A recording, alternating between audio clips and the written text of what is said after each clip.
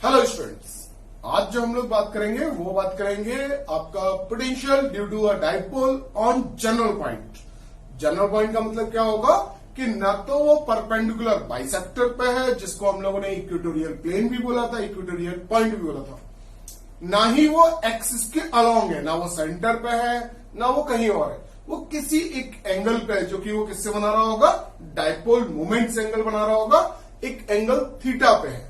तो हम लोगों ने एक जनरल केस की बात कर रहे हैं। हम लोगों ने यहां क्यों बात करी है, क्योंकि ये जो पर्टिकुलर आपका पोटेंशियल है वो स्केलर क्वांटिटी है, तो हम जनरल पॉइंट पर भी बड़ी इजीली इसको फाइंड आउट कर सकते हैं। तो आज का जो टॉपिक है उसको स्टार्ट करते हैं हम लोग, potential due to a dipole on general point. ठीक है, तो सबसे पहले तो हम लोग एक डाइपोल को फॉर्म कर लेते हैं। भाई डाइपोल हमारा कैसा होगा, चलो डाइपोल को फॉर्म कर लेते हैं। तो भैया डाइपोल मान लिया हमने, ये भैया हमारा डाइपोल है, एक प्लस क्यू और दूसरा माइनस क्यू प्लस क्यू। ठीक है, अब इस डाइपोल से हम लोग कोई मान लेते हैं कि भाई यहां पर कोई पॉइंट है, यहां सेंटर से कहा मान लेते हैं, सेंटर से कोई पॉइंट आपका P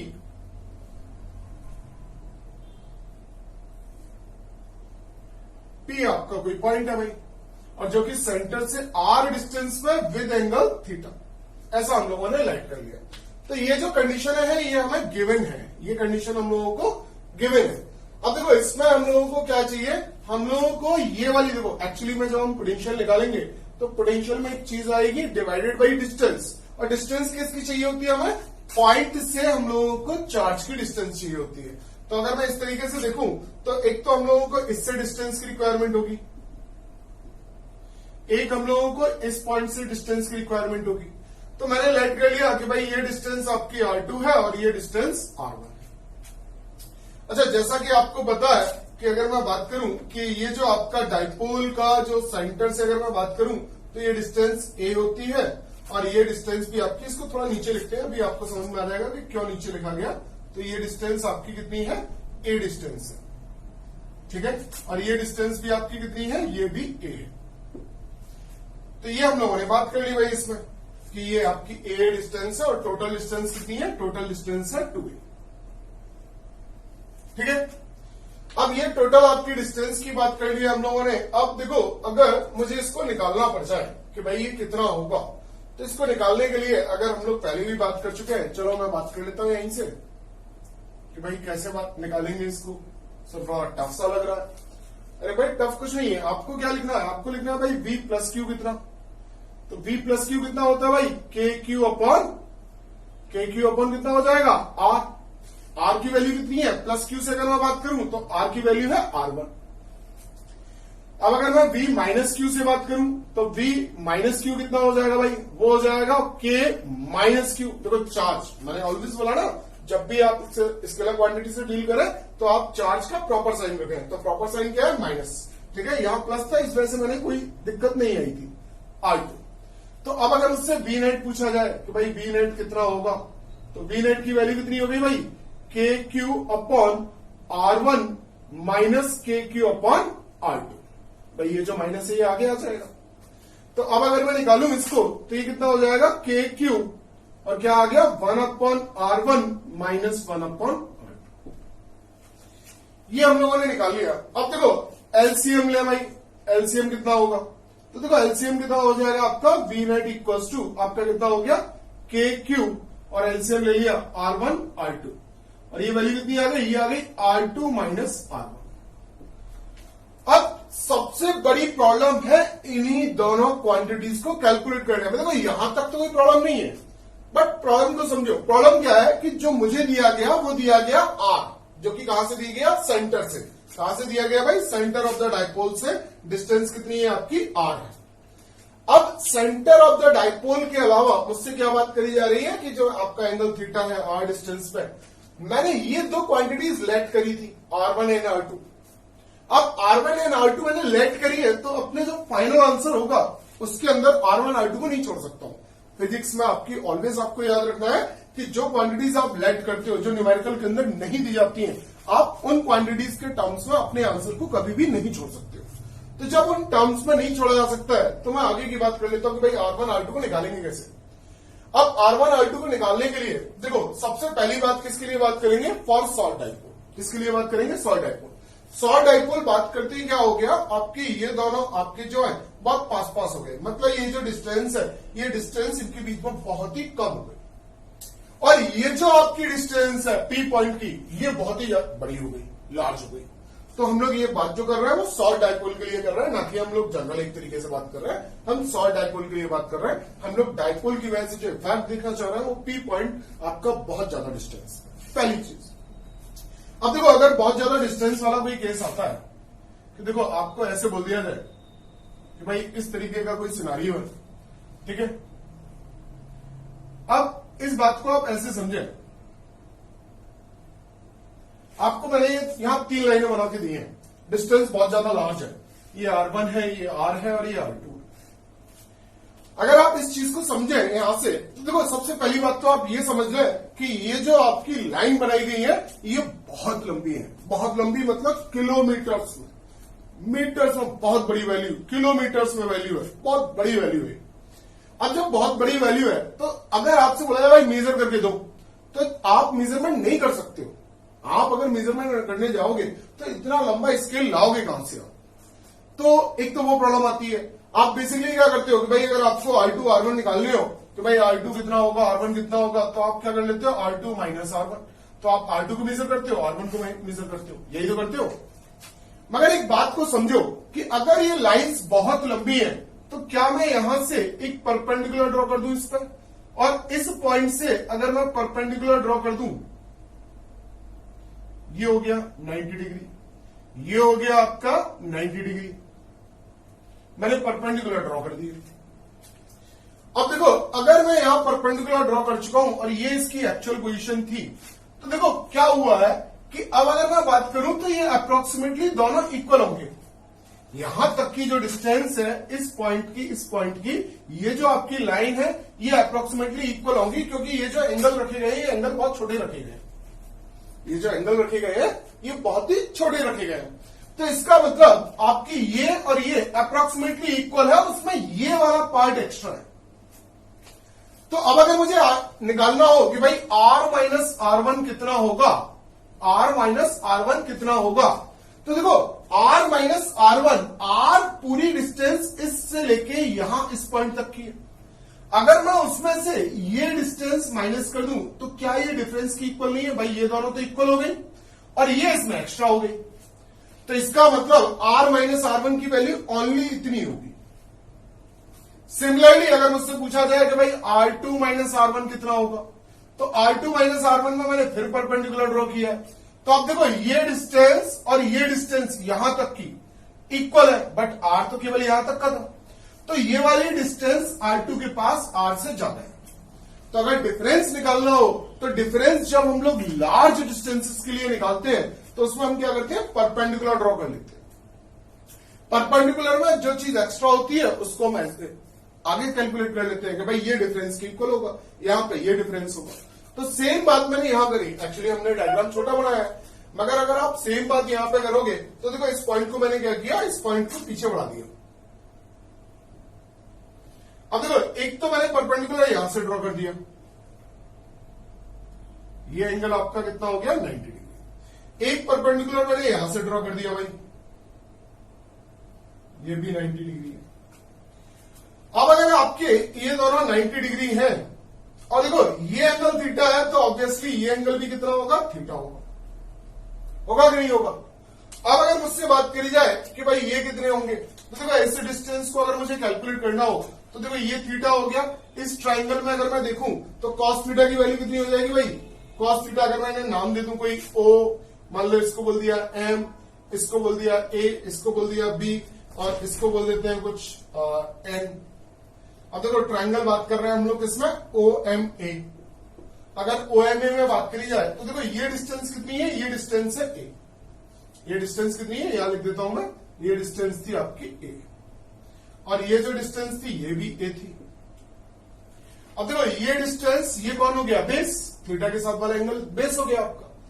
तो अगर आपका ये बेस हो गया, सॉरी ये तो 90 है ना, 90 के सामने वाला एंगल कौन होगा, ये कौन होगा, ये हाइपोटेनस होगा।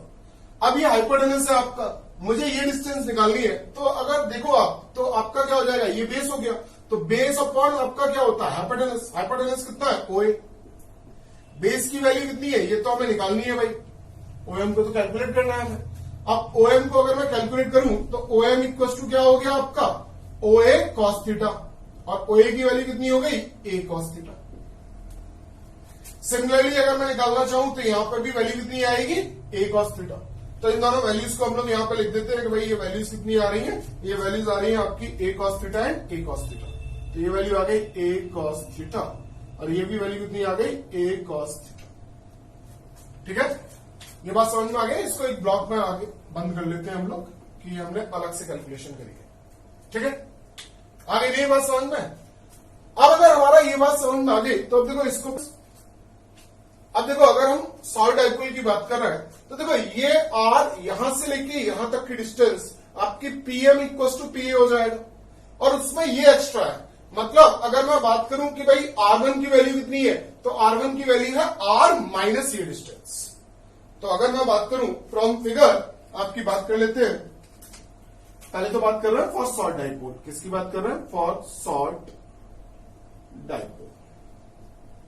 ठीक है, सॉलिड डाइपोल की बात कर ली है। अब इसमें बात कर रहे हैं कि भाई R1 इक्वल्स टू क्या हो जाएगा R minus a cos theta, और सिमिलरली R2 इक्वल्स टू क्या हो जाएगा R plus a cos theta. ये बात समझ में आ गई। जब R1 की वैल्यू निकाल ली, R2 की वैल्यू निकाल ली, अगर मैं R2 माइनस R1 निकालता हूं तो भाई R2 minus R1 equals to आपका कितना हो जाएगा, देखो R2 माइनस R1 करती है, R से R कट गया, तो अगर आप चाहें तो लिख सकते हैं भाई R plus a cos theta minus R minus a cos theta. तो ये कितना आ गया भाई, ये आ गया आपका 2a cos theta, R2 minus R1 की वैल्यू। अगर ये वैल्यू हमारी आ गई तो अब अगला काम कर लेते हैं भाई। अगला काम क्या कर रहे हैं, अगली अगर मैं बात करूं तो भाई R2, अब बात कर लेते हैं R1 R2। अब देखो R1 R2 में ये वैल्यू है आपकी, कितनी वैल्यू है R minus a cos theta और R plus a cos theta. ठीक है, कितना हो गया भाई ये ए माइनस बी, ए प्लस बी कितना हो गया R स्क्वायर माइनस ए स्क्वायर कॉस स्क्वायर थीटा। यही वाली बात आ गई। अब देखो पहले हमने केस लिया है कि भाई किसकी बात कर रहे हैं हम, सॉलिड डाइपोल की बात कर रहे हैं। सॉलिड डाइपोल की बात कर रहे हैं तो आपका R इज ग्रेटर देन ए होगा। इसका मतलब ये क्वांटिटी बहुत बड़ी होगी और ये क्वांटिटी बहुत छोटी होगी। जब ये क्वांटिटी छोटी होगी इसके कंपैरिजन में, तो इसको अप्रोक्सीमेटली 0 मान लिया, तो R1 R2 इक्वल टू कितना हो गया R स्क्वायर, बिकॉज आपका क्या हो जाएगा a square cos square theta is approximately equal to 0। अब पुट कर देते हैं। अब अगर मैं पुट कर दूं तो इस वैल्यू को अगर मैं पुट कर रहा हूं तो भाई वी नेट की वैल्यू कितनी आ रही है, वी नेट कितना हो गया भाई, वी नेट हो गया आपका के क्यूब, अंदर क्या आ गया आपका R2 minus R1। R2 minus R1 कितना भाई 2a cos theta divided by R1 R2 की वैल्यू कितनी है भाई R स्क्वायर। तो वी नेट की वैल्यू कितनी आ गई भाई, वी नेट आ गया आपका के cube into 2a cos theta divided by क्या आ गया R स्क्वायर। अच्छा Q इंटू 2a क्या था भाई P, बहुत दिनों से पढ़ते आ रहे हैं हम लोग, डाइपोल मोमेंट है भाई ये। तो वी नेट इक्वल टू कितना आ गया K P cos theta upon R square. ये वैल्यू आ गई आपकी। तो ये हमारा क्या हो गया भाई, ये हमारा हो गया फाइनल आंसर। इसकी वैल्यू जो होगी वो इतनी हुआ करेगी। ये बात आ गई समझ में सबको। तो एक काम तो कर लो कि भाई सबसे पहले आप क्या कर दो, स्क्रीनशॉट ले लो इसका बढ़िया तरीके से। ले लिया स्क्रीनशॉट, ठीक है। अब मैं आगे की बात करता हूं। इसमें एक काम करते हैं, एक बार ये देख लेते हैं कि जो हमारा आंसर आया है क्या वो करेक्ट है कि नहीं है, क्योंकि हो सकता है आंसर गलत हो सकता है नहीं हो, वैसे होगा नहीं क्योंकि मैंने सॉल्व किया है, ठीक है, आपने नहीं किया, होगा नहीं, बट फिर भी एक बार क्रॉस चेक करने में बढ़ाई कुछ नहीं है। तो चलो इसको क्रॉस चेक कर लेते हैं हम लोग। इसके ऊपर केस डाल देते हैं 2-4। मतलब होता है ना कई बार, मतलब कि भाई सबूत दो, बहुत जरूरत पड़ती है तो हम क्या करते हैं केस कर देते हैं। केस कर दिया भाई कि भाई हम सच है कि नहीं। तो चलो एक बार एक काम कर लेते हैं, केस ले लेते हैं। तो तो आपने स्क्रीनशॉट ले लिया है, तो मैं इसको हटा लेता हूं। अब देखो केस क्या कह रहा मेरा, केस 1 कह रहा भाई कि थीटा इक्वल टू 0 डिग्री हो। थीटा इक्वल टू 0 को समझो, मतलब आप समझो कि डाइपोल मोमेंट जो कि आपकी पी वेक्टर होता है, पी वेक्टर की डायरेक्शन ये होती है। अब बोल रहा है थीटा जीरो मतलब ये वाली जो आपकी लाइन है, ये जो पी पॉइंट है, ये कहां आ गया, ये अलोंग द लाइन आ गया। मतलब अभी ऐसे है, अब ये डाउन हो गया और ऐसे आ गया, मतलब ये ऐसे है, इस लाइन के अलोंग आ गया। इस लाइन के अलोंग आ गया तो कौन सा चीज बन गया हमारा, एक्सियल वाला। मतलब हमें जो रिजल्ट मिलना चाहिए वो किसका मिलना चाहिए, एक्सियल वाला रिजल्ट मिलना चाहिए। चेक कर लेते हैं भाई। अभी हमारा क्या आया था, अगर मैं बात करूं तो अभी हमारा क्या आया था कि भाई बी नेट इक्वल टू आया था आपका के P cos theta divided by क्या आ गया था, आर स्क्वायर। तो अब हम लोगों ने क्या किया भाई, थीटा की वैल्यू को 0 रख दिया, तो बी नेट इक्वल टू कितना हो गया आपका के पी और कितना आ गया कॉस 0 डिवाइडेड बाई क्या आ गया, आर स्क्वायर। तो बी नेट की वैल्यू कितनी आ गई, के पी और कॉस 0 की वैल्यू 1, तो के पी अपॉन आर स्क्वायर। इसका मतलब ये भाई कैसा है, करेक्ट है। कैसा है, करेक्ट। तो एक्सियल के केस में तो ये भाई सही प्रूफ हो गया। एक बार एक काम करें, इक्वेटोरियल के केस को देख लेते हैं। इक्वेटोरियल का केस का मतलब क्या हो गया कि ये जो पी पॉइंट है ये बिल्कुल ऐसे है, परपेंडिकुलर बाइसेक्टर पे। अब परपेंडिकुलर बाइसेक्टर पे उस केस में हमारा आंसर भी परपेंडिकुलर बाइसेक्टर बनाना चाहिए। तो हम लोग केस 2 की बात कर लेते हैं पहले तो, कि भाई केस 2 क्या कह रहा है हमारा, केस 2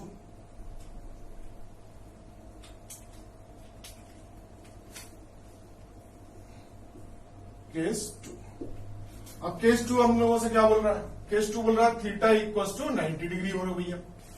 बिल्कुल रख देते हैं चलो आंसर में। अब देखो हमारा क्या था क्वेश्चन भाई, क्वेश्चन था वी नेट इक्वल टू, ये हमारा आंसर आया था K P cos theta upon R square.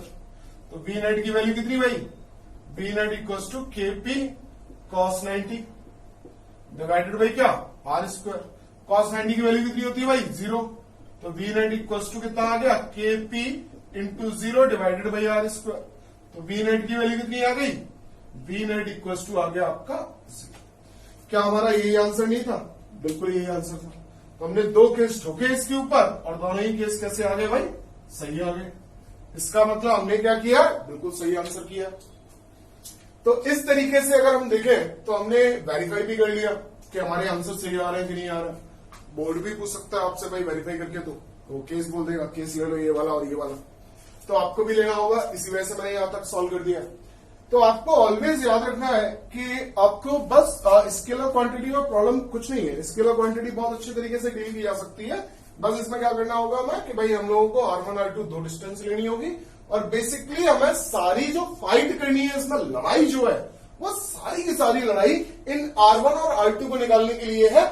Physics का कॉन्सेप्ट कोई ज्यादा वो नहीं है इसमें, ठीक है, वो तो बहुत नॉर्मल सा है। तो हमें बेसिकली क्या समझ में आनी चाहिए कि जब किलोमीटर 1000 मीटर्स ऐसी बहुत ज्यादा लंबी डिस्टेंसेस हो तो परपेंडिकुलर डाल के ये देखना डिफरेंस कितना है, वो हमारे लिए सबसे इजीएस्ट वे होता है। ठीक है, तो ये इजीएस्ट वे से मैंने आपको जनरल पॉइंट जो कि हमारी हेडिंग थी उसके बारे में एक्सप्लेन किया है। नेक्स्ट वीडियो में मैं आपको और भी बहुत सारी चीजें बताऊंगा। फिलहाल के लिए हम लोग यहीं पे इसको, अगर अभी तक आपने चैनल को सब्सक्राइब नहीं किया है तो please subscribe the channel, press the bell icon, like share and comment करना बिल्कुल ना भूलें। आपको ये वीडियो कैसी लगी कमेंट सेक्शन में जरूर से बताएं। Thank you guys.